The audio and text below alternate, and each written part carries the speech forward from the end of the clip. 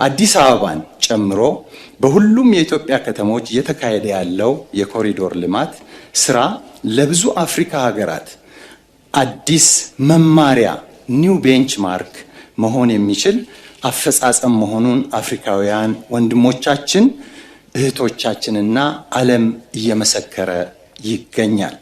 ይሁንና በከተሞች በተለይ በዝቅተኛ ገቢ የሚኖሩ ዜጎች የመኖሪያ ቤት እጥረትና ኪራይ ውድነት ከባድ ማህበራዊ ፈተና ሆኖ ቀጥሏል።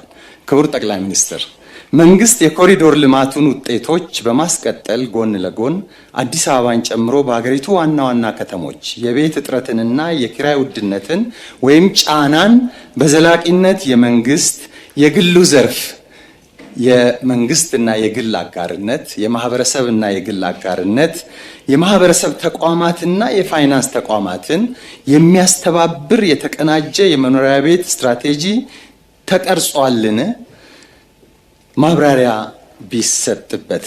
በተለይም ለዝቅተኛና ለመካከለኛ ገቢ ያላቸው ቤተሰቦች፣ ለወጣቶችና ለአዲስ ቤተሰብ መስራቾች ተደራሽ ተመጣጣኝና ዘላቂ የቤት አቅርቦትን ለማረጋገጥ ለአንዴና ለመጨረሻ ጊዜ ሌላውን እንዳደረግነው ህዝብ እንዳደረገው ይህንንም የቤት እጥረትን ለአንዴና ለመጨረሻ ጊዜ ለመፍታት ለማረጋገጥ ምን አዳዲስ የፖሊሲና ተግባር የመፍትሄ እርምጃዎች ይወሰዳሉ? ምን አይነት አዲስ እቅድስ ተዘጋጅቷል? ማብራሪያ ቢሰጥ እጅግ በጣም አመሰግናለሁ።